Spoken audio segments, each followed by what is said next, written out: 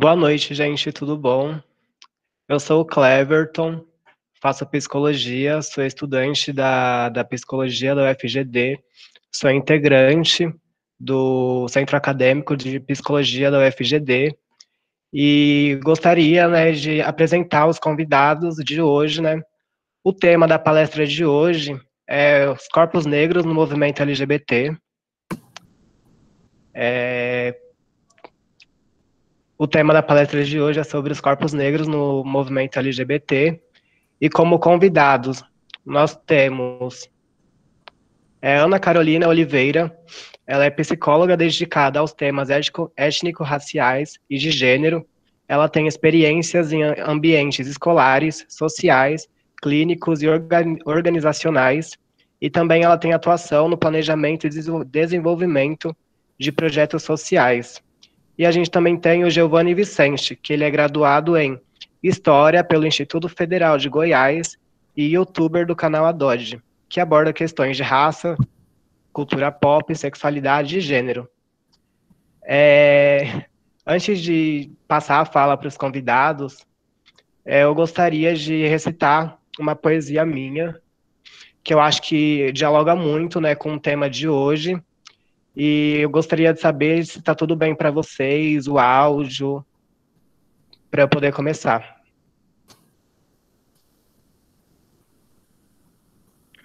Tá bom, então, eu vou ler aqui para vocês. O nome da poesia é Me Negaram Amor. É assim: caralho, cê é foda, ele dizia pra mim, depois de uma frenética transa. Me encarava profundamente com seus olhos de jabuticaba e até me acariciava, sem medo. Ali, éramos apenas nós, eu e ele e eu. Ali, ele se despia de dura e me deixava tocar o seu íntimo mais valioso. Mas isso era ali, e somente ali, pois enquanto ele se despia do personagem que criou para se proteger, ele reforçava em mim aquilo que eu odiava, mas me submetia, porque não tinha escolha. Ali ele me via, ali ele me tocava, mas somente ali, porque comigo ele só saía de noite, e quando saíamos já era a regra. Nada de andar de mãos dadas, nada de beijar em público. Não é um relacionamento, é um lance. E isso me doía, mas eu continuava. Era como apertar um arame farpado constantemente. Mas era o único momento em que me era autorizado a sentir algo. Eu posso mandar aqui o link da poesia, tá? Para vocês, para quem estiver interessado. E nós vamos começar com o Giovanni primeiro. Tá bom? Tudo bem aí, Giovanni? Tudo bem, posso ligar a câmera, né? Pode, amigo. Estou aqui. Boa noite aí para todo mundo que estiver me acompanhando. Minha voz está sendo ouvida, gente? Dá um sim aí se estiver ok, por favor. Sim, sim, tá ótimo. Então, vamos lá. Queria agradecer primeiro ao convite do Cleverton, ele que entrou em contato comigo para poder participar aqui da palestra e tal. E conhecer ele do Facebook, é uma pessoa incrível que eu gosto muito. E uma honra estar dividindo esse espaço com a Ana Carolina, que eu mal conheço, mas já considero pacas. Né, a gente está aí discutindo a questão. Desculpa, gente. Ele já me apresentou, sou Giovanni Vicente, formado pelo IFG aqui de Goiânia, moro em Goiânia, goianinha de nascença. E, como ele disse, tem um canal no YouTube, vou fazer aquela divulgaçãozinha básica, porque eu não sou boba, né? Se chama Dodi. Vai lá no YouTube, quem quiser conhecer e tal. Falo bastante de negritude, de sexualidade, de cultura pop, enfim. E aí hoje, né, a gente está aqui discutindo a questão de corpos negros na comunidade LGBT, Semana do Orgulho da comunidade LGBT, e eu queria trazer na minha fala algumas coisas relacionadas ao apagamento que pessoas negras sofrem dentro da comunidade LGBT e sofrem dentro das pautas da comunidade. Tanto o apagamento da questão na parte da política, né, mais na militância, na questão mais da cultura, apagamento em geral que pessoas negras sofrem dentro da comunidade. Bem, a gente sempre fala de construção de orgulho LGBT, o mês de junho é sempre um mês de comemoração, né? A gente sempre lembra da revolta de Stonewall e tal, e, e, e a gente está vivendo um momento complicado que partes dos movimentos, aí eu vou falar partes porque não posso generalizar, obviamente, mas partes dos movimentos LGBTs, principalmente no mês de junho, de comemoração desse orgulho, tem sido, em alguma medida, capitalizado por empresas, capitalizado pela lógica que a gente vive, né? E aí esses movimentos passam por uma higienização e por um embranquecimento, assim. Aí a gente vê, por exemplo, a maior parada do mundo, que é de São Paulo, né? Parada LGBT. E aí quando você observa, esse ano, por exemplo, a gente teve, ela foi online, né? Uma parada online. E aí quando você observa as pessoas que têm mais visibilidade, que mais aparecem, que mais tem destaque, que tem mais poder de fala naquele local, inclusive as pessoas que organizam, em grande medida são pessoas brancas, em grande medida são homens gays brancos, e isso é de uma violência simbólica bem assim, é violento, né? Porque você se esquece de toda uma construção e da importância de pessoas negras para a construção desse orgulho, para a construção dessa possibilidade de hoje a gente poder estar comemorando, e enfim. Mas aí, entrando mais a fundo, né, para poder simplificar algumas coisas e dizer, e explicar um pouco mais desse apagamento, as pessoas negras LGBTs são muito importantes para muito do que a gente hoje conhece de cultura LGBT, muito importante para a conquista de direitos também. Obviamente, não são só as pessoas negras, temos, enfim, né, pessoas LGBTs indígenas e tal, mas focando na questão da negritude, muita coisa que foi construída por pessoas negras hoje tem sido atribuído a pessoas brancas ou embranquecido. E aí, assim, pensar algumas coisas aqui. A gente, já citando o exemplo, né? Hoje a gente tem vivido a questão da cultura drag queen, que é uma cultura que tem ganhado cada vez mais espaço, cada vez mais notoriedade, e hoje em dia tem até um programa gigante que é a RuPaul, né? Drag Race, eu inclusive gosto muito, e eu não sei se vocês sabem, mas se não, vou aqui trazer essa informação agora, que essa arte drag queen, como nós conhecemos hoje, né, essa forma artística, pensando de forma histórica, de realizar bailes e realizar disputas e tal, como nós conhecemos hoje mesmo. Ela surge ali no finalzinho do século XIX, criada por um homem que se chama William, deixa eu só olhar minha anotação, porque, gente, é muita coisa. William Dorsey, que é um homem lá dos Estados Unidos, ex-escravizado, que no finalzinho do século XIX, ali depois de 1850, ele foi a primeira pessoa a usar o termo Queen of Drag, que seria mais ou menos rainha do arrasto, assim. E ele criou um espaço de confraternização entre homens negros, principalmente gays, né, lá no finalzinho do século XIX, ex-escravizados, para poder se vestir do outro gênero, né, como a gente diz, poder realizar bailes, poder realizar vestido e poder realizar essa cultura drag que a gente conhece como hoje. Assim. É claro que essa lógica essa forma de brincar com o gênero, vamos dizer assim, de se vestir de outra forma, ela não surge naquele momento, né? Outras culturas já faziam isso. Mas o que eu estou dizendo aqui é que essa arte drag queen que a gente conhece hoje e que a gente usufrui dela hoje e assiste e comemora e se deslumbra com essa arte, ela é criada nesse contexto específico ali nos Estados Unidos por um homem negro que era gay, que se chama William, depois vocês podem pesquisar no Google. E quando a gente observa hoje a cultura drag e as pessoas que conseguem visibilidade e algum tipo de destaque na mídia ou mesmo no programa RuPaul, a gente percebe todo o embranquecimento dessa cultura, né?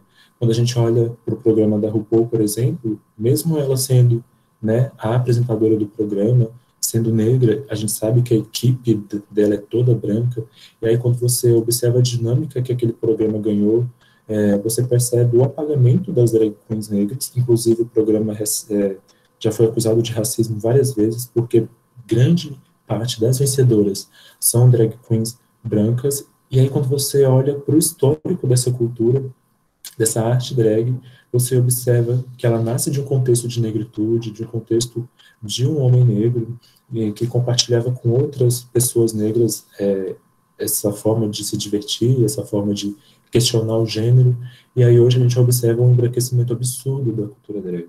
E aí quando você olha para o Brasil, você tem a maior drag queen atualmente, que é a Pabllo Vittar, que é uma drag queen branca, né, e é a de maior sucesso atualmente, assim, pelo menos, e aí você olha esse passado e olha esse presente e observa as dinâmicas que o racismo foi criando.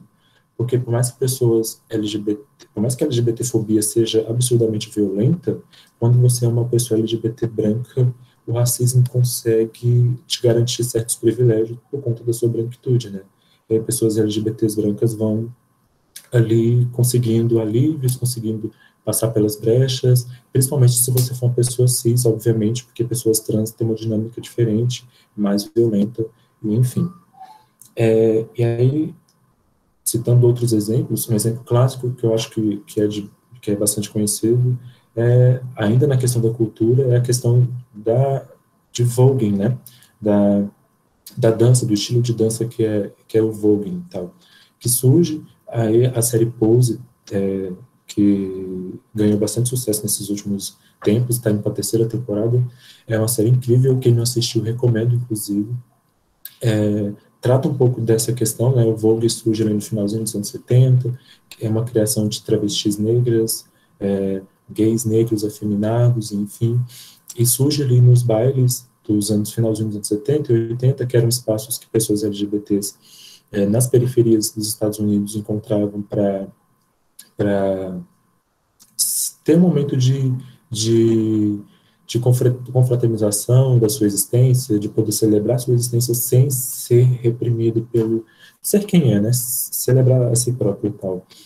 E aí são essas pessoas, em grande medida, pessoas negras, pessoas latinas, que criam também a Vogue, e aí hoje você observa também o embranquecimento desse estilo, desse tipo de dança. É claro que há um resgate disso, né, tanto que a série Pose é um exemplo disso, mas durante um tempo isso meio que foi assim até apagado, até porque a gente tem uma indústria da música, por exemplo, que nos anos 90 colocou a Madonna, né, em 1990, com aquela música dela Vogue, e aí meio que muita gente acha que a Madonna é responsável pelo aquele estilo de dança, ou responsável, enfim, por aquilo. Ela popularizou um estilo de dança do qual ela não criou.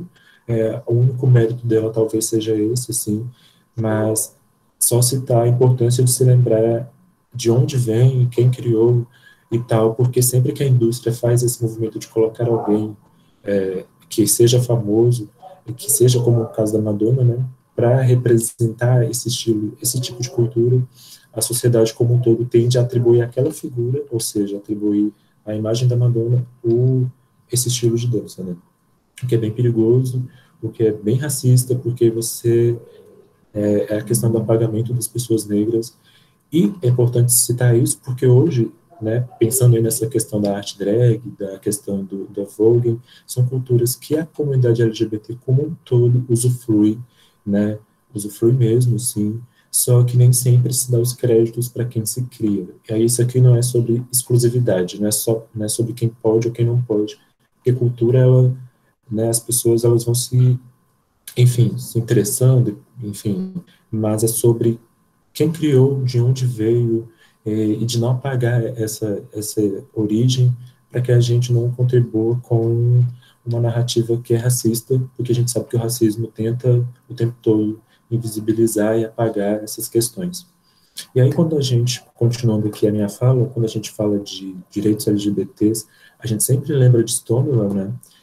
Inclusive o mês de junho é um mês de comemoração do nosso orgulho por conta disso, só que não foi o primeiro momento da história LGBT e, inclusive, existem figuras muito importantes para a conquista dos nossos direitos, para a nossa visibilidade, que vieram muito antes disso, e aqui no Brasil a gente tem um exemplo famosíssimo, que é o da Madame Satã, uma pessoa que viveu ali no Rio de Janeiro nos anos 30, dos anos 40, e que era uma pessoa negra, obviamente, uma bicha preta, travesti, e que era conhecida por fugir dos policiais, por proteger as travestis que ficavam nas ruas.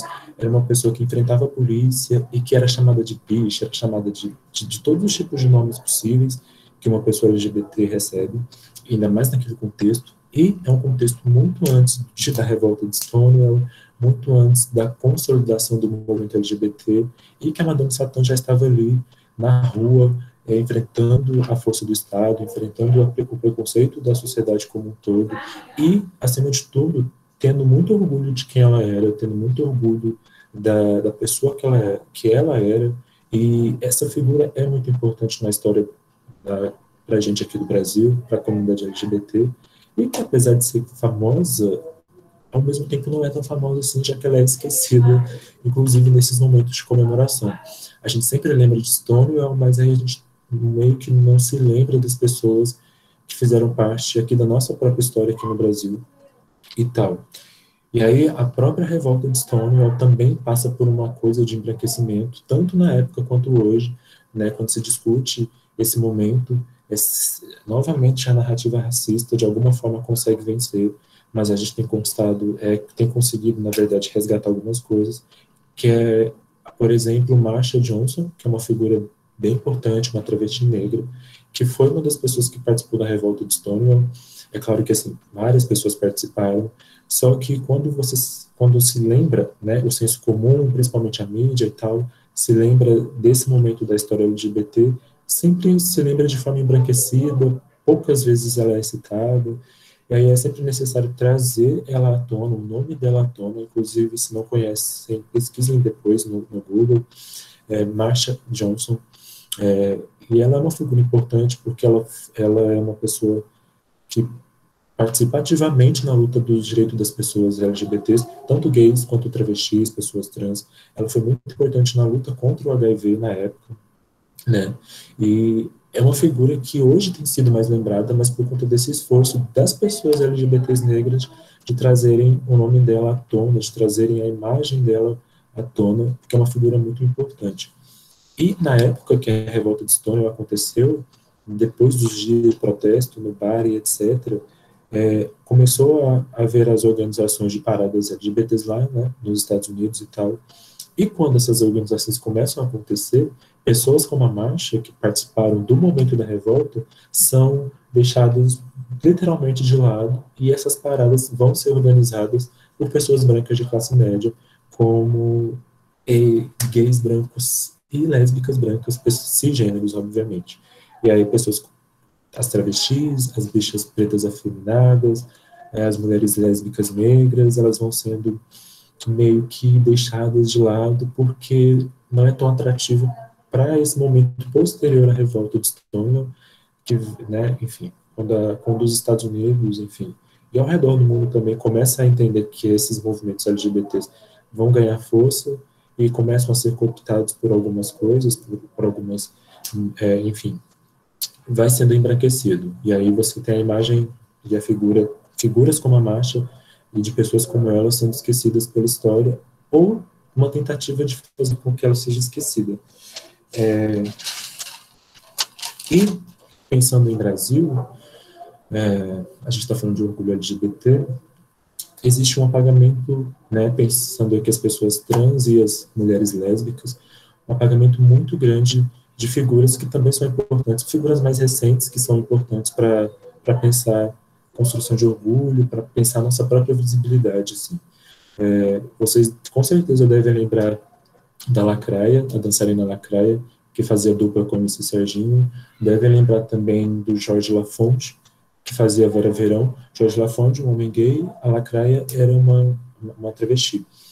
Enfim, ela não tinha um nome social, né, mas ela sempre se tratou no feminino e sempre se tratou mesmo no feminino, e a gente entende que ela era uma travesti, enfim.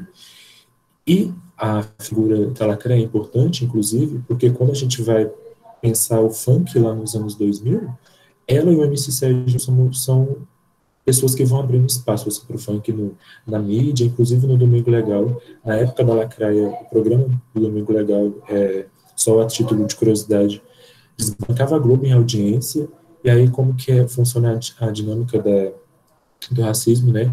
Quando uma pessoa, como no caso da Lacraia, que é trans, que é travesti, que era negra, é conveniente ela estar ali naquele espaço, mas logo depois, quando acaba a dupla, meio que a imagem dela é esquecida, e aí depois ela, enfim, morreu de tuberculose e tal, ou pneumonia, não me lembro, mas foi uma figura muito importante, né?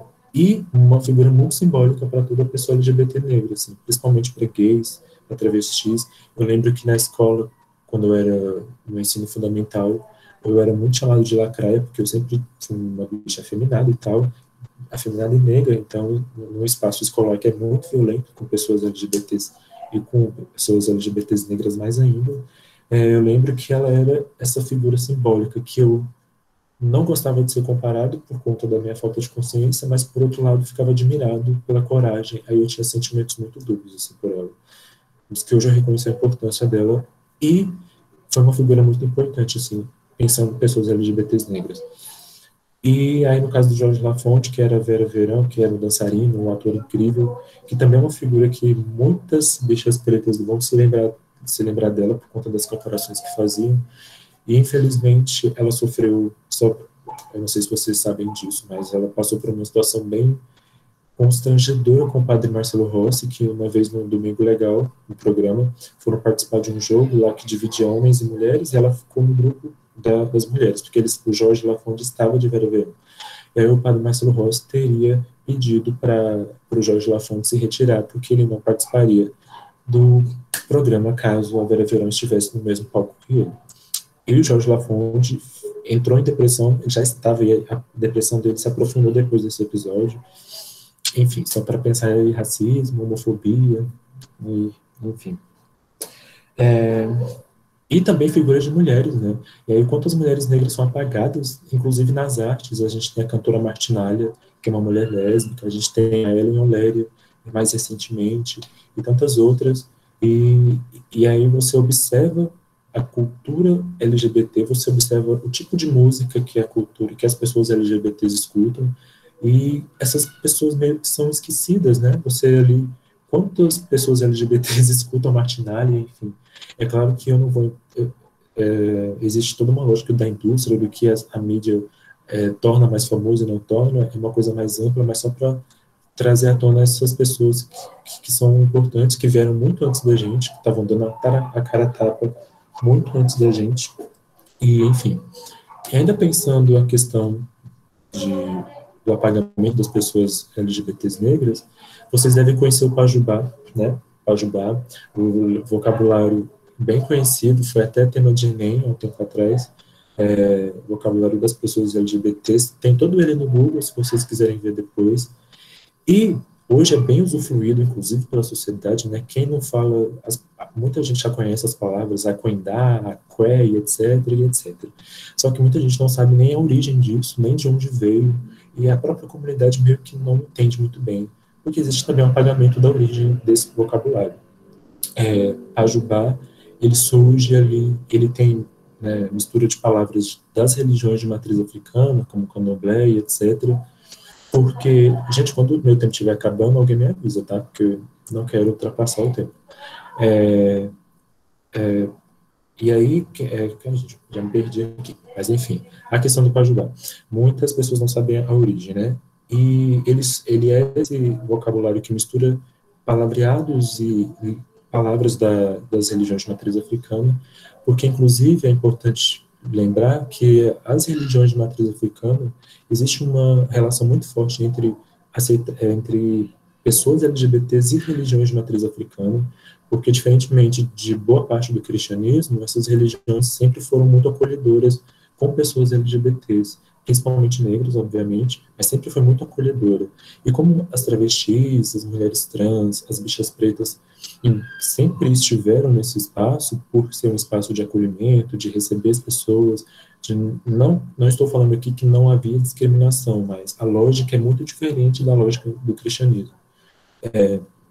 E aí, como esse espaço era um espaço de acolhimento, as travestis, na convivência com essas religiões, foram criando esse vocabulário, que foi surgindo na medida do tempo, obviamente, incorporando essas palavras das religiões de matriz africana, e surge disso, né? Dessa mistura da comunidade LGBT com essas religiões, principalmente das pessoas trans, travestis e também bichas pretas, principalmente pessoas negras aqui no caso. E aí, quando esse vocabulário vai ganhando corpo, ele passa a ser usado, inclusive, na vida social para despistar as pessoas. As travestis, por exemplo, usavam para despistar os policiais, né, quando eles faziam suas rondas. Na época da ditadura, era bem comum, para quem não sabe, a polícia prender pessoas LGBTs. Peraí. Prender, torturar, estuprar, enfim, tantas outras coisas. E quando havia rondas da polícia, por exemplo, nos espaços em que as mulheres trans e as travestis se prostituíam por conta da falta de oportunidades, de trabalho e tal, né? Se hoje já é difícil, imagina naquela época, elas usavam esses vocabulários, né, misturando com essas palavras que elas iam criando com a influência das religiões de matriz africana, para despistar essa polícia, para despistar essa violência que elas iriam sofrer e poderem se fugir da situação. E o Pajubá hoje é muito usado dentro da comunidade, muito usado, assim, já se tornou comum, e só que muita gente não sabe dessa origem por conta do apagamento, né? E as pessoas LGBTs negras são a origem desse vocabulário, de alguma forma, principalmente as travestis, principalmente, e aí, recentemente foi até tema, né, foi até usado no Exame Nacional do Ensino Médio. E aí essa é a questão, né? A gente tem, eu já vou começar a finalizar minha fala, a gente tem muitas pessoas LGBTs negras fazendo muitas coisas em todos os campos, seja na internet, seja em movimentos sociais de rua, seja nas artes, na cultura, porque a gente tem que pensar a questão, né, dos movimentos, não só como a questão da militância de rua, mas como um todo, né? Quem faz arte, quem faz cultura, quem usa a internet como forma de diálogo, enfim. E as pessoas LGBTs negras não conseguem ter o mesmo alcance, ou a sua voz não consegue ser tão ouvida quanto as pessoas LGBTs brancas. E tem uma frase que eu não gosto muito, que algumas pessoas dizem que o movimento LGBT é GGGGG. É GGGGG. Quem não sabe o que é isso, é se referindo que o movimento LGBT só trata de questões dos gays, né? Em partes é. Só que a gente tem que se lembrar que, em grande medida, as questões atualmente mais visíveis são de gays brancos e não de gays negros, assim. LGBTs negros, a sigla toda, apesar de ter diferenças, obviamente, mas pessoas LGBTs negras não conseguem ter essas mesmas visibilidades que gays brancos. Inclusive, as pautas das pessoas LGBTs negras são meio que esquecidas, porque quando a gente discute herança, casamento, direito à adoção, isso são pautas que pessoas, principalmente gays e lésbicas brancas, conseguem discutir porque eles não precisam discutir sobrevivência. Enquanto pessoas LGBTs negras ainda, né, nós ainda estamos discutindo sobrevivência, direito à vida, já que o fato de você ser LGBT não te torna menos negro, e qualquer pessoa LGBT negra pode sofrer, por exemplo, o que um João Pedro, de 14 anos, sofreu recentemente, que é ser morto dentro de casa pela polícia, ser morto na rua, por ser uma pessoa negra, né? Então, a gente que é LGBT negro está discutindo sobrevivência, e para discutir casamento, para a gente é uma coisa ainda meio distante, porque são realidades diferentes. Não que essas discussões não sejam válidas, mas é só para pensar isso, assim, que até as nossas pautas, às vezes, são esquecidas, e a gente é colocado meio que numa mesma ponto de partida, e a gente não está no mesmo ponto de partida de pessoas LGBTs brancas. Claro que, assim, pensando nas pessoas cis, né, as mulheres trans brancas, os homens trans brancos, sofrem muita violência por conta da transfobia, que no Brasil é muito cruel, assim. Então, eu queria mais dizer isso mesmo, e antes de finalizar minha fala, eu queria recomendar um documentário que se chama Duas Vezes Senzala, está disponível no YouTube, completo, tem 25 minutinhos, depois se vocês quiserem assistir, ele trata dessa questão de ser LGBT, de ser negro, com relatos de pessoas, é incrível, assim, super recomendo. E eu vou encerrar aqui minha fala, porque era isso que eu tinha planejado, espero que tenha sido uma boa fala, e é isso, gente, obrigado. Duas vezes. Gente, Só pode responder. falar, amigo. É porque perguntaram o nome do documentário, é Duas Vezes Senzala. É isso. É aquele de quase meia hora? Isso. Eu acabei de pegar aqui, eu vou mandar aqui no chat. Tá bom. Cadê? Mandei. Giovanni, eu fico muito feliz pela sua fala, muito pontual e muito real também, né? Esse recorte das pessoas LGBTs, quer dizer, das pessoas negras no movimento LGBT, esse apagamento que a gente vem sofrendo historicamente. E isso é muito real, e na maioria das vezes, pelo fato de você não viver essa realidade, ou até você vive a realidade, mas você não vê a realidade dessa perspectiva, você acaba não sabendo dessa história, né? Você acaba não sabendo da história, né, da Lacraia, você acaba não sabendo da história da Marcha, que ela se suicidou pouco tempo depois, né, Sim. da revolta. E agora a gente vai passar a fala para a Ana, né, que ela vai especificar um pouco mais sobre o assunto da saúde mental, sobre políticas públicas. E tá tudo certo por aí, Ana? Tá, eu acho que tá. Tá todo mundo me vendo. Eu não sou muito. Não sou a melhor pessoa da tecnologia do mundo, assim, mas tá dando para me ouvir? Tá sim. Então tá dando Pode para falar, amigo. tá dando para me ver também? Tranquilo? Sim. Bom, vou me apresentar rápido.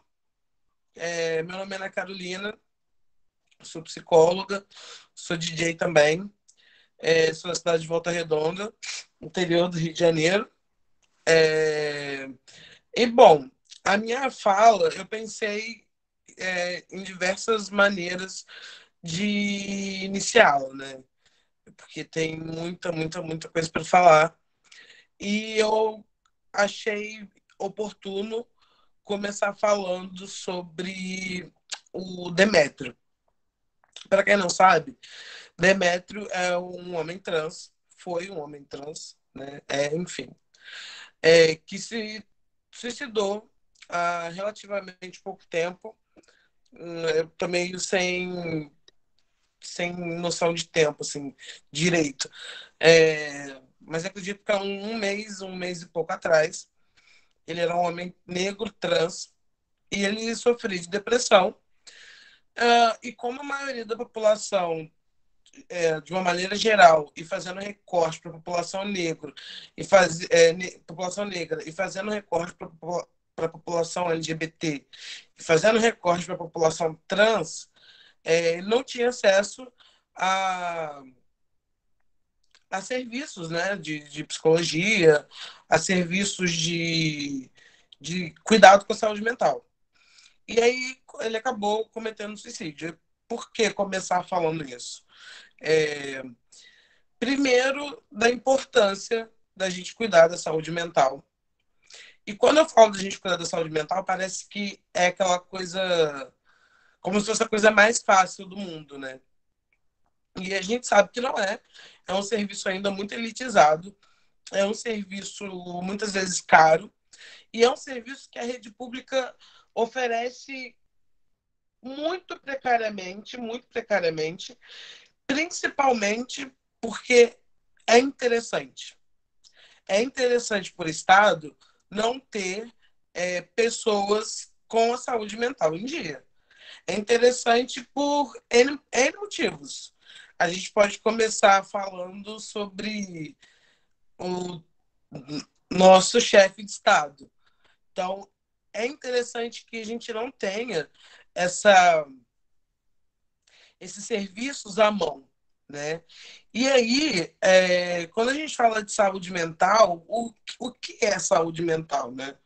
A saúde mental, ela nada mais é do que você ter uma qualidade de vida emocional que não te atrapalhe, vamos colocar assim, que façam com que você consiga desenrolar a vida de uma maneira menos cruel, de uma maneira que te doa muito menos. E quando isso é privado da gente, faz com que situações, por exemplo, como o índice da população LGBT ser uma das maiores dentro de pessoas que cometem suicídio. Bom, relacionado à saúde mental, é só sobre suicídio? Não. tem várias outras questões. A população negra, dentro desse recorte LGBT, como o Giovanni falou, que é muito GGGG, né? Enfim, e o que eu acredito que, infelizmente, ainda seja, dentro desse recorte, a gente tem que pensar no seguinte: a probabilidade de alguém, de algum LGBT negro, ter algum tipo de transtorno psicológico, mental, emocional, é muito grande. Por quê? Primeiro que a gente tem que pensar em recortes. Então a gente vamos lá, a gente faz o recorte racial, falando de sociedade, depois a gente faz o recorte de gênero, vamos colocar assim, e aí o que acontece? É como se você tivesse a margem da margem, causando doenças, causando mazelas muito maiores do que, de repente, uma pessoa cis branca. Ah, pessoas cis brancas, então, não tem doenças, não tem depressão, não tem transtorno pós-traumático? Claro que tem. Não estou falando disso. Falando justamente, não é uma concorrência de sofrimento, mas é um choque de realidade de quanto a cor da pele e a orientação sexual, ela diz muito sobre o que a gente está, aonde a gente está chegando. Uma das questões que o Giovanni falou que me chamou bastante atenção foi sobre o começo, né, da questão da cultura drag queen e tal. E isso me lembra muito Banzo. Banzo era um estado... Quando os povos escravizados vinham nos navios negreiros, eles entravam no estado de melancolia que era chamado de banzo, que hoje em dia a gente pode chamar que é a nossa depressão. E aí, você entender que um homem que era escravizado conseguir transformar isso em arte é algo muito grandioso. Então, é sobre entender também que a arte é uma aliada fundamental dentro dessa lógica de uma saúde mental minimamente ok. E quando eu falo de arte, eu não estou falando de coisa cult, não estou falando de coisas inacessíveis, eu estou falando de arte enquanto um movimento, enquanto algo que se faz, algo que se transforma. Isso também é sobre saúde mental. Então, quando eu falo que temos a consciência que você buscar um serviço de saúde mental particular, mesmo o público, é complicado, não significa que a arte vai salvar a tua vida, ou que mesmo a terapia vai salvar a tua vida, mas são aliados do dia a dia. Eu acredito numa terapia muito funcional, acredito na psicologia funcional, aonde ela consegue chegar de alguma forma, ou a gente consiga acessá-la de alguma forma, independente de quem a gente seja. Porque se a gente a gente fala muito sobre autocuidado e a gente esquece que às vezes o autocuidado, por exemplo, de uma pessoa negra, LGBT, é se manter vivo, né? O Giovanni falou disso também. Então, é entender sobre esses recortes, né? E o outro ponto que aí acaba sendo muito, não controverso, mas é o que acontece muito, é sobre a população LGBT, de alguma forma, claro que dentro de uma certa bolha também, se envolver muito no mundo da arte, e apesar da arte, entretenimento, daqui para cá, a arte é uma coisa, daqui para lá, a arte é outra. A gente que consome a arte, ela funciona de uma forma. Quem produz, quem está no meio de produzir arte é completamente diferente. Por quê? Porque a partir do momento que você vê uma maioria, uma grande maioria, ou boa parte de pessoas LGBTs tentando trabalhar com arte, é numa tentativa de autocuidado, é numa tentativa de entrar num mercado onde... Aí a gente já está falando de mercado. Muito interessante falar do estresse de minoria. É justamente isso. Aí você entra no mercado e para você sobreviver dentro de um mercado é muito complicado. Aí a gente fala da lacraia que Giovanni também comentou. Por exemplo, imagina o tamanho do desgaste emocional de uma pessoa negra transperiférica dentro de um frisson ali e, de repente, a pessoa se dar conta que ela estava encostada num homem que acho que era hétero, né? Que se prova o contrário, hétero. E aí, quando desvincula o Serginho dela, ela cai por terra, né? Ela deixa de existir. Porque ela já não é aceita mais. O corpo preto é muito difícil dele conseguir sobreviver sozinho. Então, eu estou falando disso, da questão artística, porque a gente vê muita, hoje em dia, né? As pessoas tendem a consumir muito a cultura negra, mas as pessoas não consomem o corpo negro. Quando eu falo de consumir o corpo negro, é de aceitar ele em qualquer ambiente, é de contratar ele, é de entender que a capacidade mental dele não tem nada a ver com a cor, enfim. Então, pessoas LGBTs que trabalham com arte também, e eu acabo falando das duas coisas, pelo fato de ser DJ também e tá nos dois mundos, da saúde mental e da arte, é muito cruel.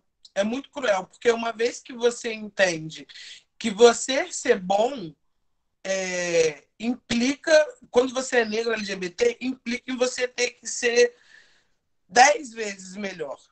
E isso não é só sobre esforço, né? Isso eu vou sair daqui do chat, porque senão eu fico lendo e vou me perder. Depois, por favor, eu quero ler as perguntas. O que acontece é um desgaste emocional muito grande, muito grande.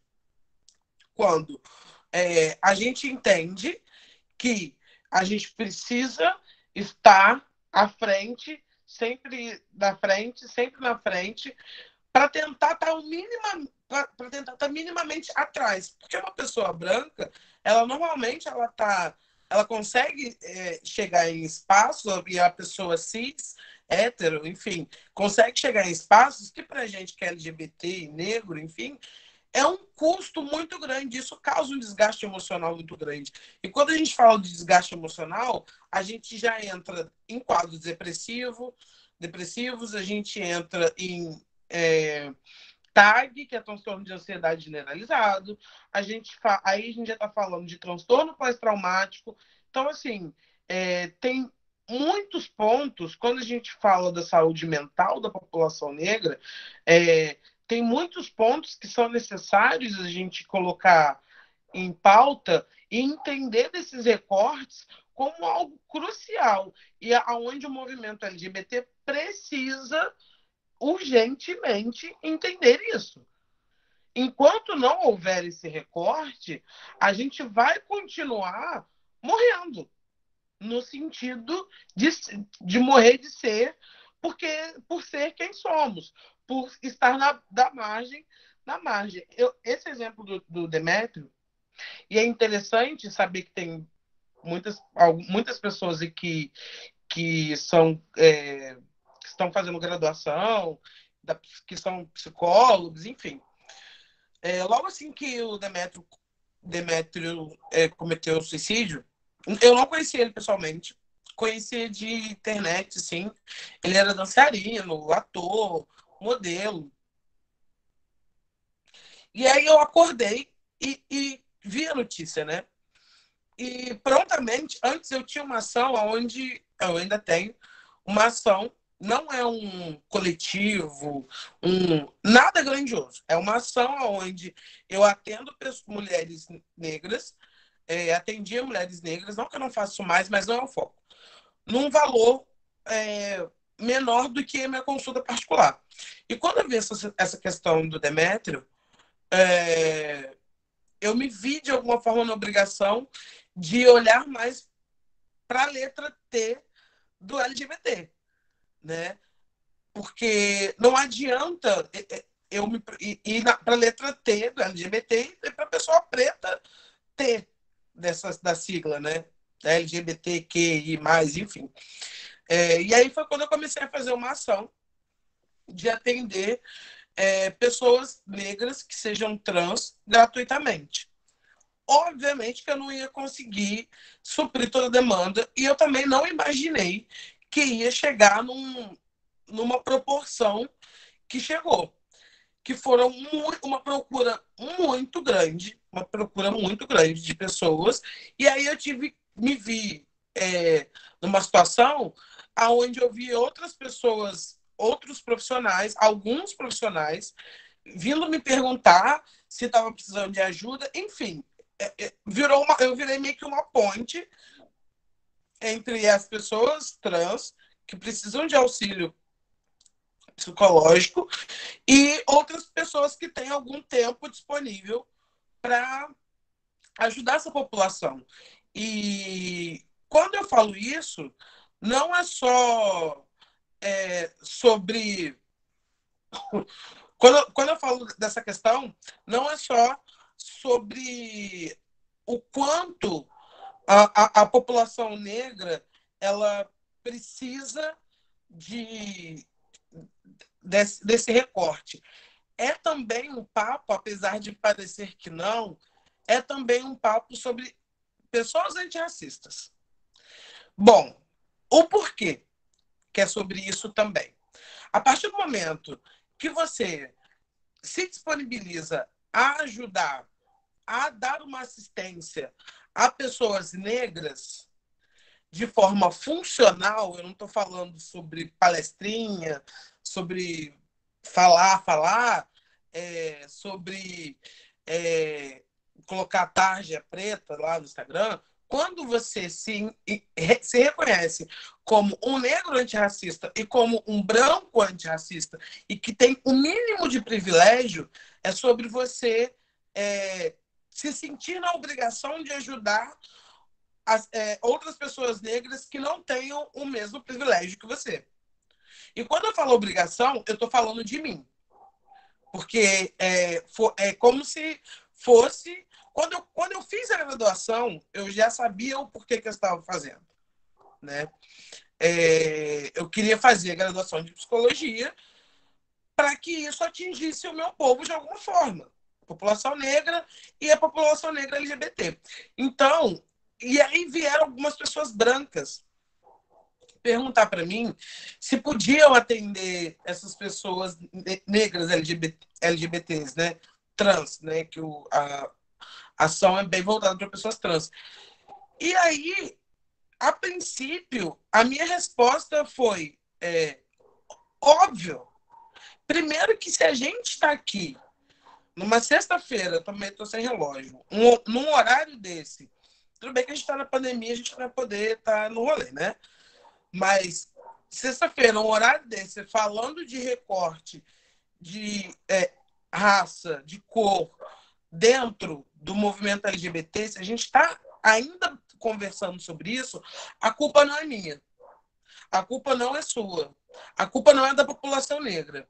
A culpa, se existe culpa, apesar da culpa vir de todo um discurso do cristianismo, mas vamos colocar assim, a causa, vocês podem ter certeza que não é do negro, e sim do branco. Então, a partir do momento que você se vê numa situação, você profissional de qualquer área, onde você pode dar um auxílio para alguém negro, LGBT principalmente, que está na margem da margem, você não só pode ajudar, como você deve. Afinal, que tipo de antirracista é você? Que tipo de antirracista é você? Que tipo de trabalho você está fazendo? Que tipo de entendimento você está tendo enquanto uma pessoa antirracista?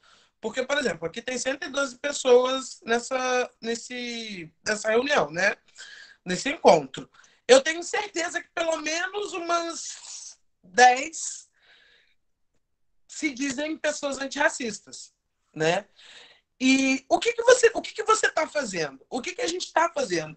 Quando eu me proponho a falar sobre os corpos negros dentro do movimento LGBT e sobre saúde mental dessas pessoas, eu me proponho a colocar com que as pessoas se questionem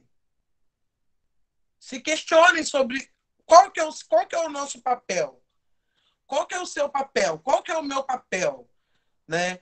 É, quem sujou e por que agora quem está tendo que limpar sozinha sou eu, né? Então, assim, eu vi que o Ké falando para mandar as perguntas, eu falei que eu tirei porque eu me confundo se eu ficar lendo e falando, mas fique à vontade para continuar mandando as perguntas. Enfim,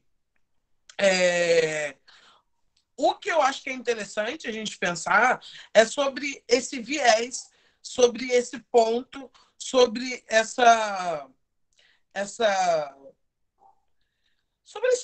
sobre essa particularidade da pessoa negra diante da sociedade e diante do movimento LGBT. Porque também tem a máxima da gente achar, ou das pessoas acharem, que é porque está dentro do movimento LGBT que tudo são flores. E não são flores.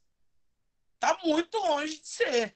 Por exemplo, você ser mulher dentro do movimento LGBT, e mais, é difícil. Você ser uma mulher negra é mais difícil ainda. Você ser uma mulher negra fora do padrão é muito mais difícil. Então, assim, os recortes dos recortes, eles funcionam dentro do movimento LGBT também. Porque o movimento LGBT ele faz parte do sistema.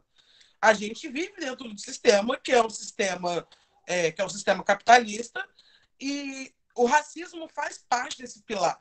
Então, assim, todo e qualquer movimento que a gente faça enquanto agrupamento, ele está sujeito às armadilhas do sistema. Então, não adianta falar que o movimento LGBT está isento do racismo, como o movimento negro está isento da homofobia, porque não está. É interessante, a minha fala é sobre uma reflexão, muito mais sobre uma reflexão do ponto de onde estamos, do ponto que queremos ir e de que jeito queremos chegar nesse ponto. Então, assim, quando você se preocupa com a sua saúde mental, você acaba se preocupando com a saúde mental de um todo, de quem está em volta. Então, quando eu me cuido, eu, de alguma forma privilegiada, ou o Joãozinho, ou o Fernandinho, se cuida da saúde mental, você acaba, de alguma forma, reverberando isso em quem está próximo de você. E aí, aqui, a gente, querendo ou não, está numa bolha. E quando eu falo de saúde mental, uma coisa que eu reforço, a gente tem que conversar sobre saúde mental, seja das pessoas LGBTs ou não, com a nossa mãe, com a nossa tia, com a nossa avó. Isso não afeta só a gente. Isso não afeta só a mim, que tenho 28 anos, ou quem tem 19, ou quem tem... Enfim, isso afeta a todo mundo. Então, eu falo horrores, viu? Se deixar, eu fico aqui, ó, até amanhã falando. Eu queria encerrar a minha fala pedindo para que vocês entendam a necessidade do recorte racial dentro do movimento LGBT e da importância da saúde mental que a gente precisa ter para conseguir segurar, para ter esse jogo de cintura. E aí, como eu estava falando sobre ser um serviço muito difícil ainda, e que é interessante para o Estado que seja difícil, porque quanto mais a nossa mente estiver fraca, mais o nosso corpo vai padecer. todas as universidades que têm o curso de psicologia têm o SPA, que é o Serviço de Psicologia Aplicada, onde são estudantes que estão para o final do curso. Isso em faculdades que têm bacharelado. Eu acho que licenciatura não tenho certeza. Tem o SPA, que é o Serviço de Psicologia Aplicada, onde alunos que estão no último período ou alunos que terminaram de se formar fazem atendimento psicológico gratuitamente ou por um valor simbólico. Então, assim, gravem isso. Agora não, porque a gente está em época de pandemia, então não tem atendimento. Eu estava falando sobre a ação que eu tenho com pessoas trans. Eu tinha um perfil do Instagram normal meu, e aí eu acabou que virou um perfil profissional, que é psicologia. Já vou fazer meu jabá aqui, que nem é um jabá porque eu não ganho nada, na verdade eu estou tentando ajudar a gente. Psicologia.descolonizada, @psicologia.descolonizada. E aí lá eu tenho republicado outras pessoas que estão prestando serviços de atendimento psicológico gratuito para pessoas negras, para pessoas trans, para pessoas héteros também, enfim. Mas lá no Instagram você vai achar esses serviços que outras pessoas estão fazendo também, algumas informações voltado para a população negra e para a população LGBT. No mais, eu acho que é isso, porque senão, se deixar, eu vou falando infinitamente. Queria Muito agradecer obrigado. já, meio que de cara, assim, a oportunidade de falar disso, porque eu acho de extrema importância e de falar para pessoas diversas. E... Opa, calma aí, que minha gambiarra aqui deu ruim.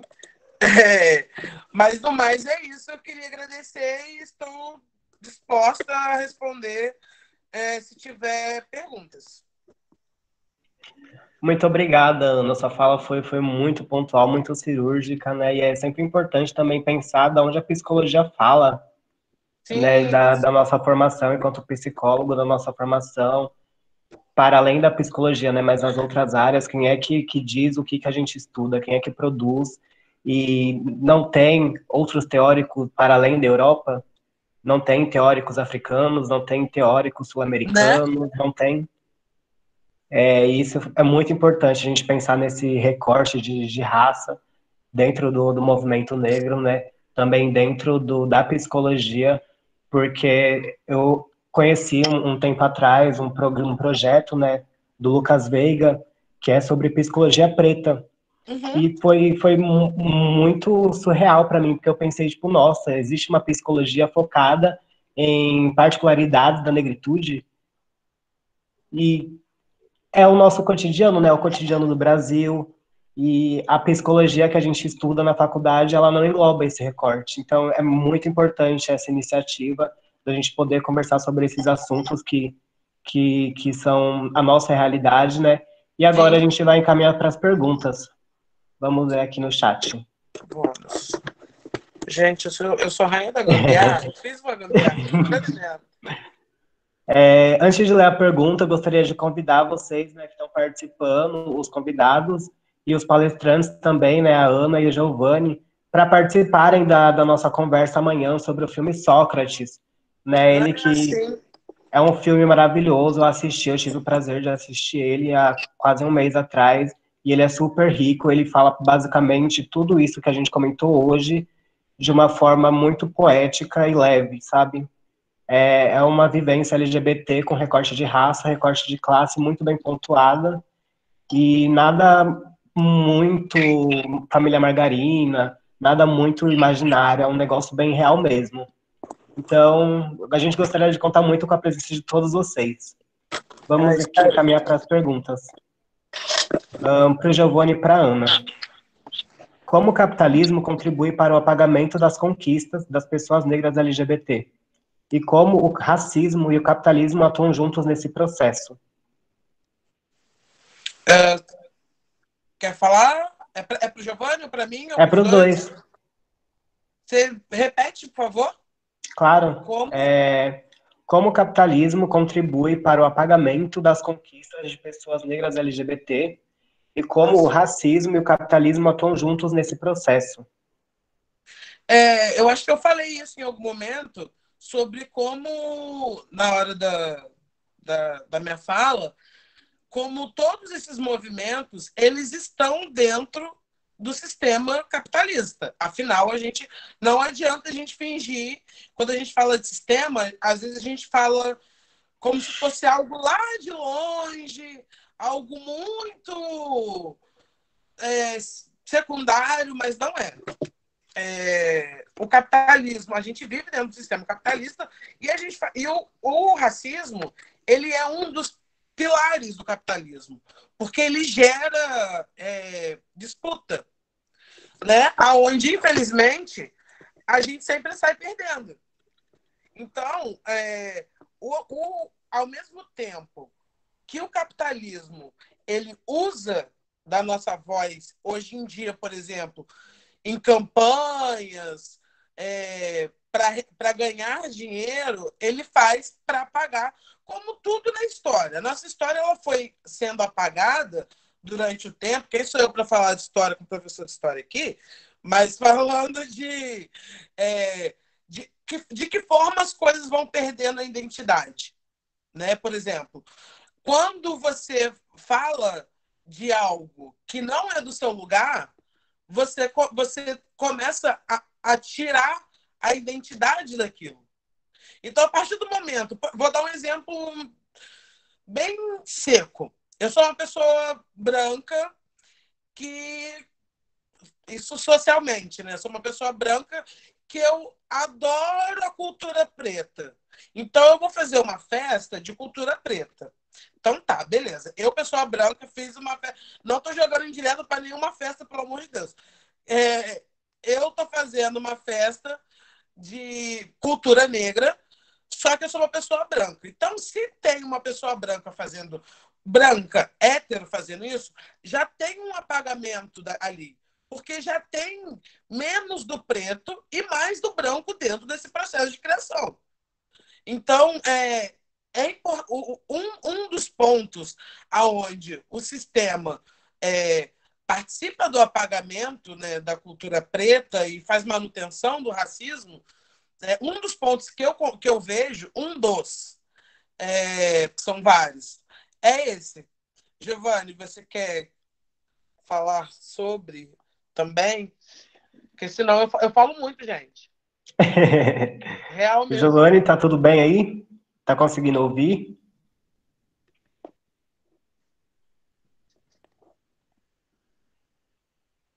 Ele falou que tá tudo bem, eu acho. Eu não sei.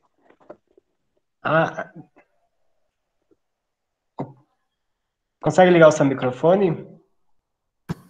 Estão me ouvindo? Agora sim.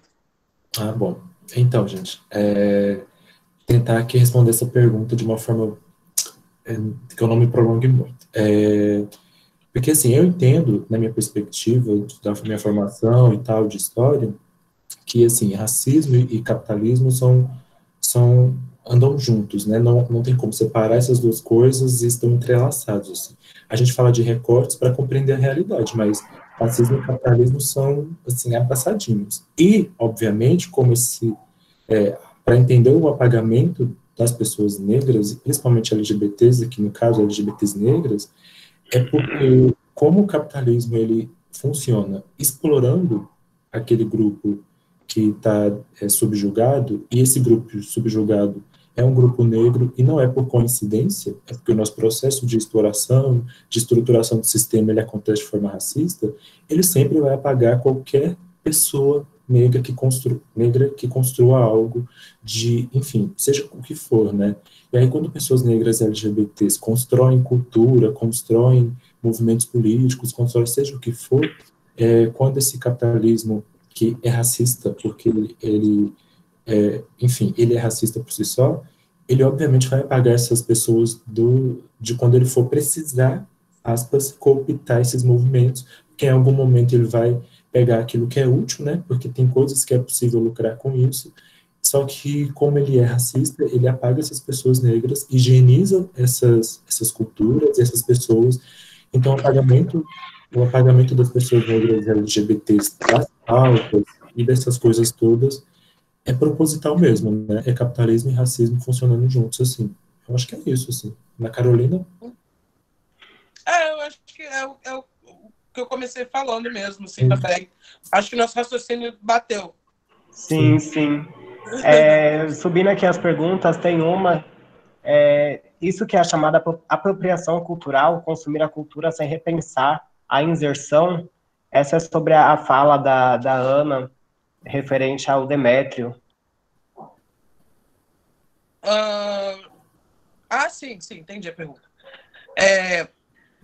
A apropriação cultural, ela é algo muito maior do que eu consiga falar em 3 minutos aqui nesse vídeo.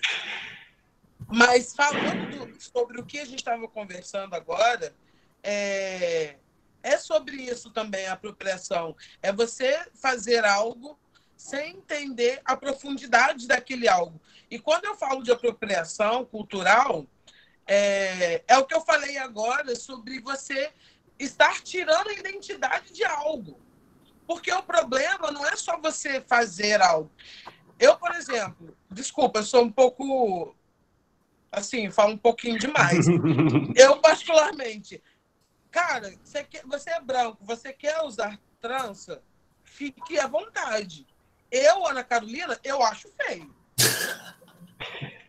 O meu problema com branco de trança é simplesmente a estética. Eu acho feio. Porque tem coisas que é feita sistemicamente muito piores que isso. Muito piores.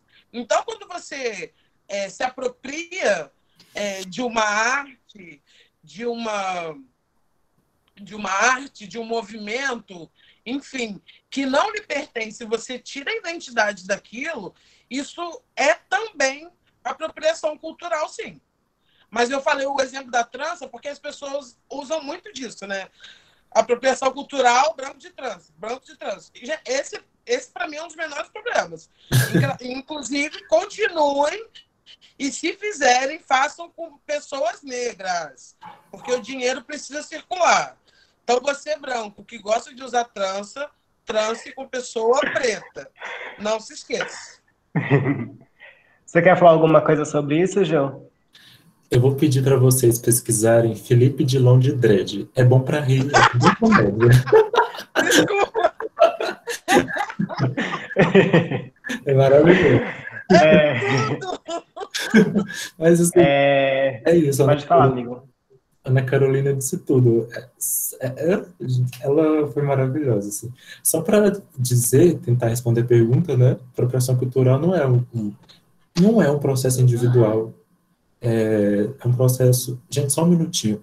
Eu vou ver um negócio ali bem urgente, mas é rapidinho. Tudo bem, pode ficar de boa. Então, gente, referente à pergunta e à fala da Ana, isso me lembrou muito uma música. Eu vou copiar aqui, vou mandar o link para vocês. Ouçam ela é bem didática e ela enfatiza bastante isso. O nome dela é Luta por Mim, da Jupe do Bairro e do Mulambo. E ela fala bastante sobre isso, sobre corpos negros terem mais valor na estatística do que em vida, sobre como os corpos, eles são lembrados, eles são reconhecidos quando eles estão estirados no chão, do que quando eles estão produzindo alguma coisa. É bem interessante, eu vou mandar aqui no chat. Gente, desculpa, porque eu tive que pagar o aluguel, se não pagasse agora, não ia pagar nunca. Mas então, amigo, se você quiser continuar falando sobre o seu posicionamento sobre a apropriação cultural... É bem isso, né? Apropriação cultural não é um processo individual, ele é um processo bem maior mesmo, a Ana Carolina falou bem. E a indústria cultural, a indústria da música, a indústria da moda faz isso, assim, o tempo inteiro, basta ver o rock, né, que é negro, Sim. e aí hoje a gente vê um embranquecimento absurdo, e quando você diz que o rock é negro, meu Deus, querem te bater, querem te A agredir. pessoa morre, a pessoa Morre. morre. Eu sou roqueira. Hoje em dia eu sou transvestida de escola, eu sou roqueira. Mas Gosto muito de hardcore, punk. E eu lembro de uma época da minha vida que eu me sentia super desconfortável nesses lugares. Sendo que é um local meu, sabe? sim, Tipo assim, eu ia pra show de punk, show de hardcore, e, tipo assim, eu era uma das poucas mulheres, e normalmente eu era a única menina negra, né, na época. E eu ficava tipo, caraca, nada a ver eu tá aqui, né? E aí hoje em dia eu fico pé da vida, pensando que, tipo assim, amados, o lugar aqui é meu. Né? Nem que você tá aqui, exatamente. linda. Né? É isso. Icônico. A gente tem aqui outra pergunta, essa pergunta é do Everson. Ele fala, na verdade, né? Falando nessa exploração do corpo e imagem negro, pode estar associada juntamente com a exploração da arte e imagem LGBTQIA+, para alcançar novos maiores números e públicos apenas como uma mera utilização dessas imagens para a promoção da autoimagem e atração do peak money. Nessa pergunta, eu acho que ele quis fazer uma referência em como o racismo ele atua como o racismo atua no pink money, né, nesse recorte do negro LGBTQI+. Quer Desculpa, falar? eu não entendi muito bem, assim, dá pra... Desculpa, gente, é porque eu realmente entendi muito. Sim, vou copiar aqui a pergunta e eu vou mandar para vocês, porque eu também me perdi um pouco na pergunta, mas enquanto vocês leem, a gente pode responder outra pergunta. Tá bom. A gente tem uma pergunta aqui cadê? Aqui, do Samir. Ele queria saber como pessoas antirracistas podem ajudar na causa. Vou tentar falar rápido, assim. Pessoas também, como eu estava falando, só um minuto. Desculpa, é que a bateria tá meio ruim já.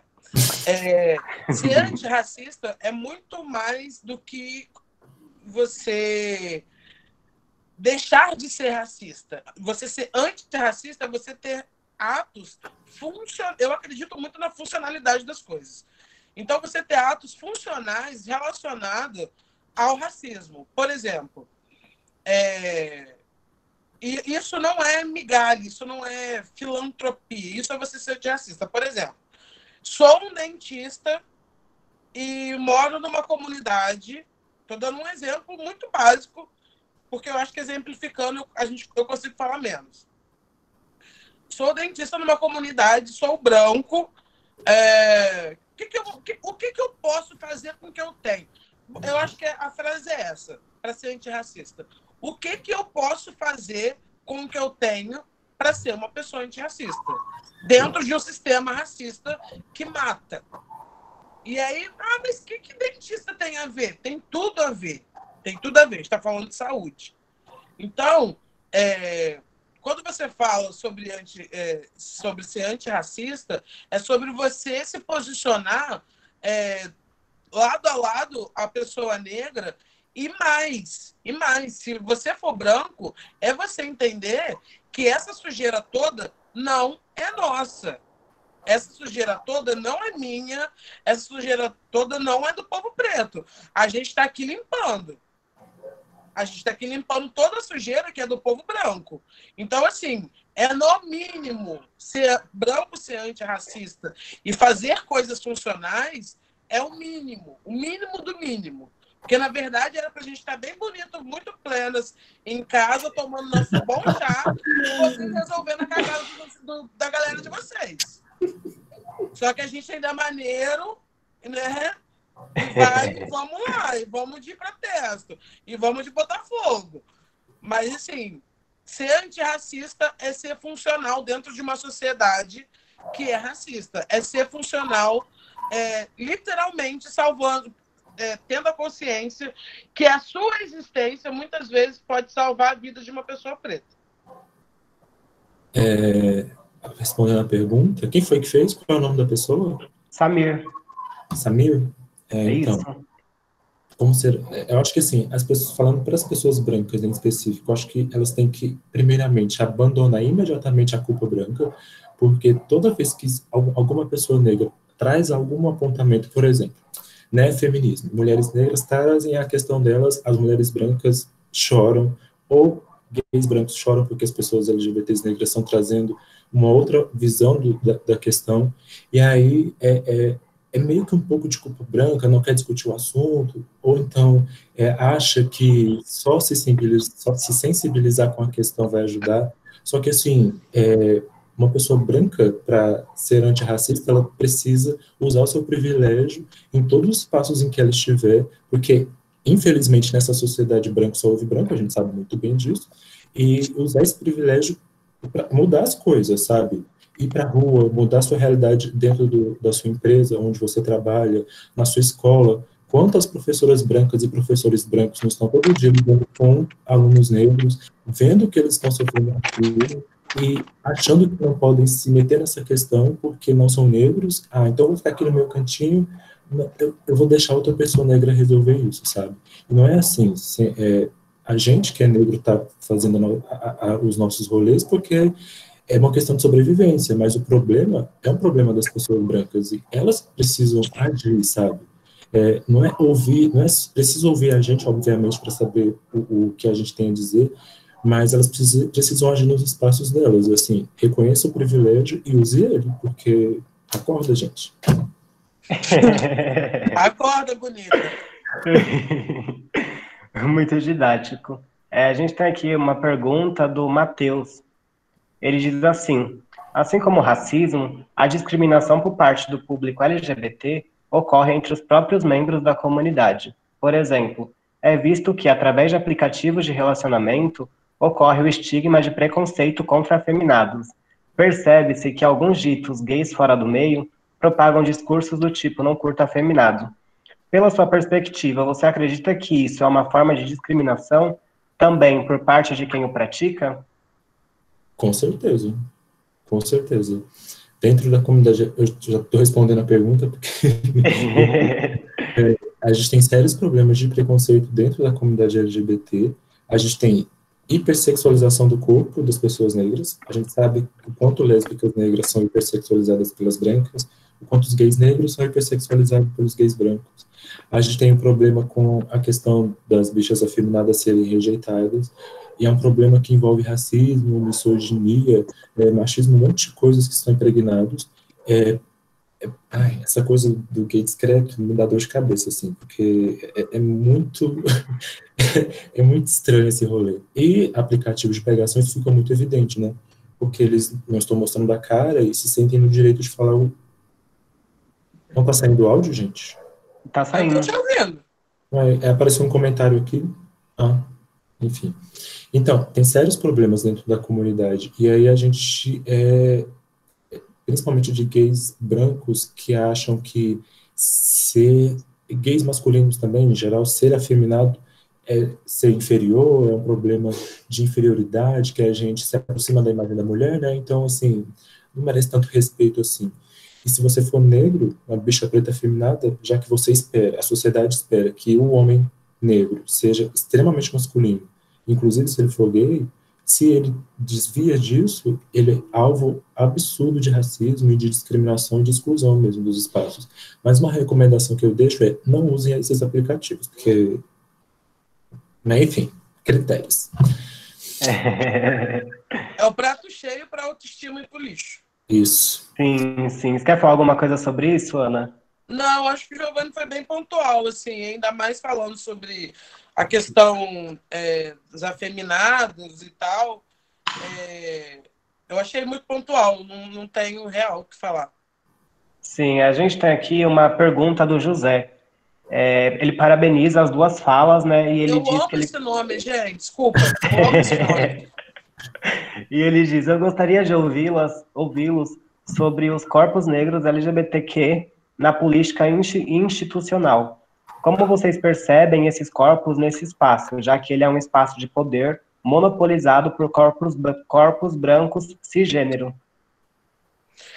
Cara, é um rolê muito complexo esse, porque a gente está falando de poder, Nossa. a gente está falando de pessoas, de corpos que são vetados de poder, e quando eles chegam em algum espaço onde tem o mínimo de voz, isso pode ter dois pesos bem distintos, né? Vamos colocar. E também tem a questão do rompimento da pessoa preta enquanto a pessoa que, sei lá, Mandela, como se todos fossem Mandela, vou abdicar de tudo, vou ficar preso por todos vocês. Calma aí, galera. Calma aí. Então, assim, quando a gente fala sobre essas pessoas, quando elas entram dentro de instituições, e quando a gente fala sobre esses corpos negros e LGBTs também dentro de instituições, e a gente fala de poder, a gente tem que entender que a individualidade, a particularidade e de onde vem essa pessoa preta e para onde quer ir essa pessoa preta. Porque senão senão a gente pode ter uma fala muito, muito rasa em relação a isso. E eu fico muito preocupada com ter uma fala muito rasa. Porque, por exemplo, vamos colocar... vamos dar um exemplo que eu não gosto muito de ficar usando ela como exemplo, mas Marielle. Marielle estava num local institucional, né? Numa posição de poder, bem a grande ou a pouca escala, e ela literalmente deu a vida, ela literalmente se jogou para tal. Ok. Agora a gente coloca, que inclusive está vindo para a prefeita da cidade do Rio de Janeiro, Benedita da Silva. Mulher também, negra, mais velha, que se sujeita, entre aspas, a várias questões. Então, essa pergunta, ela é ótima, ela é excelente, mas ela tem que ser muito, muito... A resposta tem que ser muito cuidadosa. Porque eu posso muito bem criticar a Benedita. Ah, não, a Benedita tem que dar cara, vamos lá e dane-se, mas assim, eu acredito mais no preto em movimento do que no aglomerado de pessoas pretas. Enquanto, para a gente chamar de movimento. Não sei se vocês entendem quando eu falo isso. Porque, às vezes, o cara lá da Fundação Palmares, por exemplo, ele é um cara que ele está numa posição de poder aonde a gente poderia... Caraca, o cara poderia ser sinistro, mas o cara é um merda. E ele é negro. Tá ligado? Ele é um merda porque ele disse claramente que acha que essas pessoas, que somos nós que estamos debatendo isso, somos vagabundos, somos pessoas à toa, e que isso não vale de nada. Enfim, então essa pergunta é uma pergunta que eu adoraria ficar muito tempo falando sobre ela. Inclusive, quem perguntou, se quiser me chamar depois para a gente trocar uma ideia, eu vou gostar muito, porque é muito complexo, assim, tentar falar ela de forma rápida. Eu, particularmente, tenho medo. Nossa, essa pergunta é bem complexa, mas assim, tentando dar uma respondida, pensar corpos LGBTs negros nesse espaço, né, no espaço de poder, de política, institucional, é bem complexo, porque primeiro a gente tem uma sociedade que dificilmente vota na gente, a gente tem agora a Érica Malunguinho lá, deputada de São Paulo, né, se não me engano, que é uma Sim. mulher incrível. Tem a Thalira também, né, estadual. E elas conseguiram, enfim, se eleger, e a gente tem que, assim, eu acho que essas conquistas são importantes, só que eu acho que a gente precisa compreender primeiro, é necessário ter essas pessoas lá, com certeza eu acredito nisso, e mais pessoas LGBTs negras lá. O problema é que conseguir simpatia da sociedade como um todo e tentar dialogar com a sociedade de forma mais ampla é difícil, porque as pessoas enxergam a gente que é LGBT como pessoas ainda, infelizmente, ainda, se discordarem, me digam, mas como pessoas próximas de uma imoralidade, e esse espaço é um espaço que eles acreditam e que nós não poderíamos ocupar porque a gente é promíscuo, porque a gente não é lá muito moral, e sendo uma pessoa LGBT negra, então mais difícil ainda. E a gente não pode também depositar toda a nossa esperança nesse espaço político como um espaço de mudança, porque isso pode acabar acomodando a gente, e a gente precisa estar em movimento de todas as formas, né? Tanto dentro desse poder institucional quanto na rua, etc. Mas é extremamente importante que a gente, pelo menos para mim, dê apoio para pessoas LGBTs negras que queiram estar nesse espaço, mas tomar cuidado com o discurso de representatividade, como a Ana Carolina disse, para não sair por aí elegendo pessoas que, por exemplo, sejam negras e concordem com a política do governo atual, que aí não representa de nada, não tem por que eleger uma pessoa dessa, mas é isso, assim, pensar, não depositar todas as esperanças nesse espaço, entender que tem outras formas de mudar a sociedade, mas é importante ter pessoas lá porque, através de leis, né, a gente consegue alguns direitos, algumas mudanças, algumas inclusões. É isso. Muito pontual, muito obrigada pela fala. Gente, a gente tem mais algumas perguntas, mas antes eu gostaria de convidar vocês a se inscreverem no canal do CAPSI. Foi mandado aqui no chat, a gente vai postar lá todas as palestras que a gente realizou durante essa semana e durante o evento do mês passado. E para vocês verem que a gente tem produzido também recomendo o canal do Giovanni, né? Há 2 dias eu vou mandar no grupo do Whats para vocês poderem se inscrever e seguir o que ele tem postado. A gente vai postar também no link no grupo do WhatsApp também o link, né, do projeto da Ana, para a gente poder ir encaminhando e vendo como é que a gente pode ajudar no dia a dia, o que as pessoas negras têm feito no dia a dia. A gente tem aqui uma pergunta da Kátia. Como vocês veem o preconceito e as considerações sobre os negros e mulheres negras, imigrantes e refugiados? Posso? Pode. Imigrantes e refugiados, né? Pessoas negras, né? Isso. Eu gosto de discutir isso porque eu sempre gosto de partir de uma fala, assim. O brasileiro, ele gosta de imigrante se for branco, né? Se for um imigrante que venha com essa cor de pele, aí a gente é receptivo, abraça e recebe. Agora, se for uma pessoa negra, aí o negócio é diferente, porque... Deixa eu não interromper de forma alguma, mas essa sua fala me lembra muito a questão do brasileiro hospitaleiro, Isso. que ama turista branco. Exatamente. Ponto. Isso porque estamos falando de turismo, mas aí falando de imigrante, não muda muita coisa. Não Exatamente. muda. Exato. Inclusive, isso mesmo, a solidariedade, né? Se esse refugiado for um refugiado branco, o tratamento é diferente, não adianta.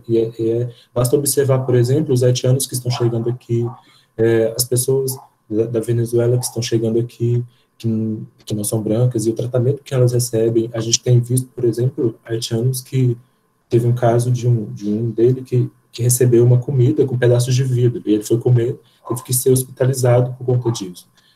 Pessoas negras, refugiadas e imigrantes no Brasil sofrem com a questão do racismo e com a questão de ser imigrante, porque o brasileiro acredita que essa pessoa negra está vindo para cá, está vindo para roubar emprego, para roubar algum tipo de conquista que ela nos desse na imagem dela vir a ter, e que ela acredita que é puro racismo, sabe? Refugiados brancos, pessoas brancas que vêm de fora não passam por isso aqui. Ou que o brasileiro considere branco, né?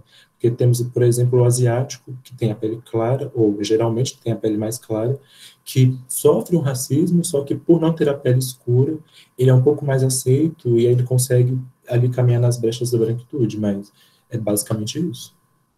Sim. O ponto principal, o chute da bola é a questão do racismo, óbvio, né? E da forma na qual essa nossa receptividade, esse amor todo que a gente tem, essa solidariedade toda que a gente tem, se fosse assim mesmo, a gente não estaria aqui hoje falando disso. Pode ter certeza.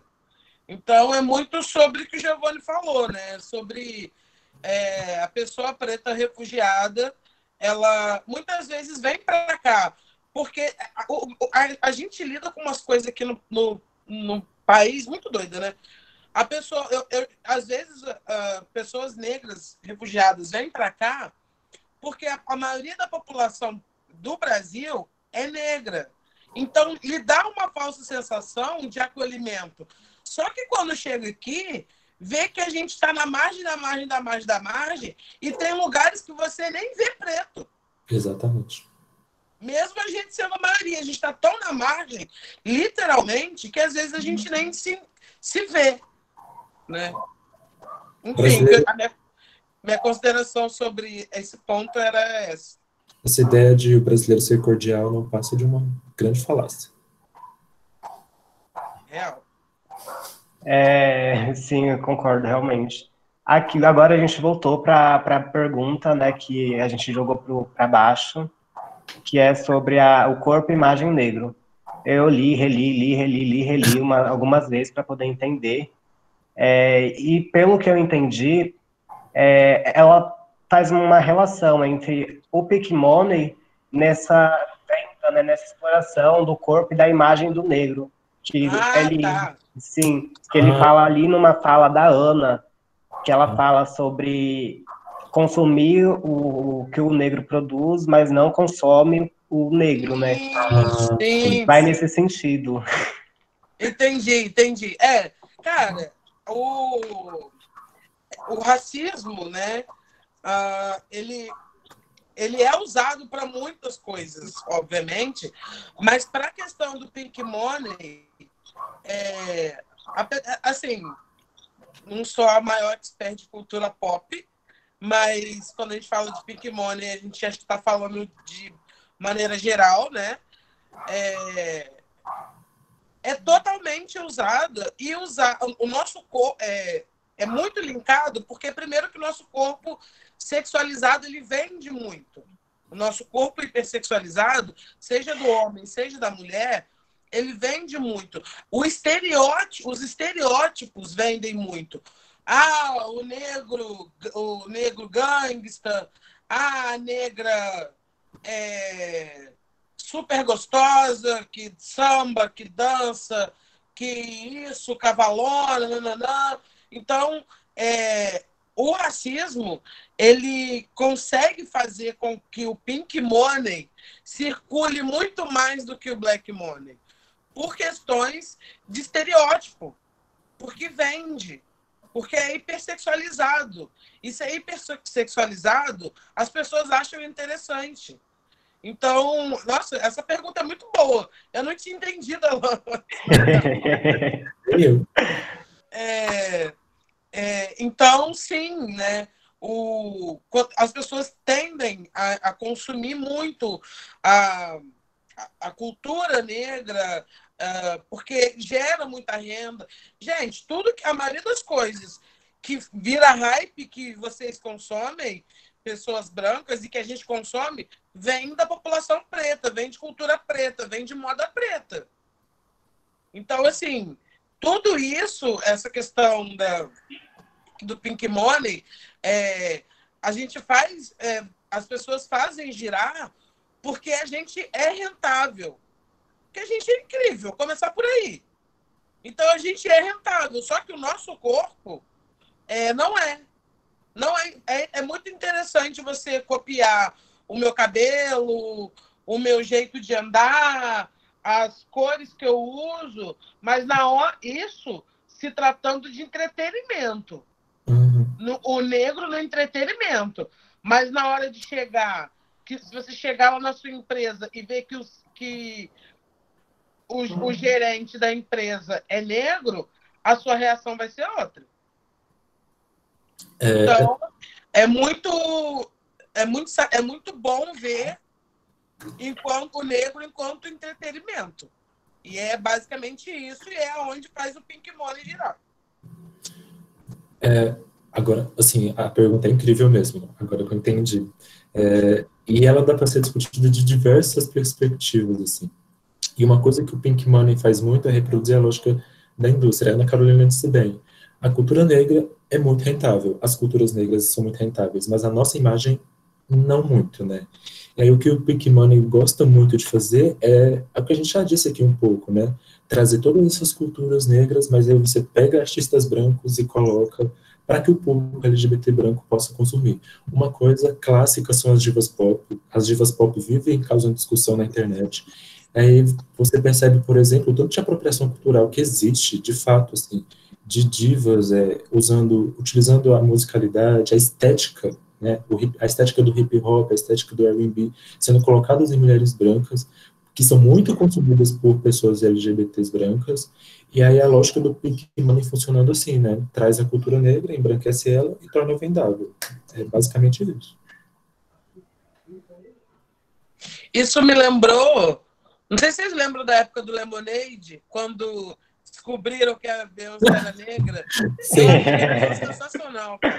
Maravilhoso. Não temos mais perguntas, gente. Todas respondidas? Todas respondidas. Caso vocês participantes tenham alguma pergunta, alguma coisa, podem mandar mensagem para a gente que a gente resolve. Alguma dúvida sobre o evento de amanhã. Gostaria de refazer o convite, né, para o evento de amanhã. Eu vou mandar o link para vocês no privado, né, e no grupo. Vai ser muito importante essa conversa, né, porque é uma produção brasileira também, né, a gente vai falar um pouco sobre a arte nacional, e muitas vezes a gente vira as costas porque a gente produz e abraça o que é de fora, né. Eu gostaria muito de agradecer o Giovanni, a Ana, essas duas pessoas maravilhosas.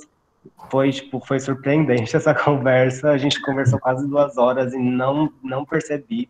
Foi muito rápido. Pareceu 10 minutos. Nossa, espero que sim, amei. espero. Aí foi surpreendente. Eu espero que vocês tenham gostado tanto quanto eu do que foi conversado hoje aqui. Amei. E que seja uma iniciativa, né? A gente falar mais sobre esses assuntos de uma forma não tão rasa, de uma forma mais específica, de uma forma mais profunda, pensar, né, nas ciências, de onde a gente fala, o que a gente aprende, pensar no que a gente consome, como a gente pode ajudar na luta antirracista no dia a dia, né? Sim. Muito obrigada, Giovanni, muito obrigada, Ana. Se vocês quiserem falar mais alguma coisa, gente, a gente está aberto. Eu que agradeço o convite, eu amei participar disso aqui, parece que foi assim, 5 minutinhos, e se deixar eu ia falando também, tipo, horrores. Foi incrível, foi muito bom. Adorei, obrigada pelo convite, de verdade, obrigada. Agora eu abri um pouquinho aqui os comentários, é porque eu sou meio lesado. Aí eu fui vendo os comentários e vi muita coisa legal, assim, queria agradecer o pessoal que ficou, que assistiu, enfim, eu amei, Giovanni, adorei sua fala, achei você incrível, espero que a gente tenha outras oportunidades de trocar ideia. Também Nós adorei. 3, nós 2, nós todos. Sim, vamos pensar num evento conjunto para a gente produzir, ainda mais agora, né, com essa quarentena bem acessível. Gente, não esqueça que a lista está disponível, tá? Então, quem não assinou ainda pode assinar, que ela vai ficar aberta até umas 10 horas, tá bom? É isso e muito obrigado. Boa noite.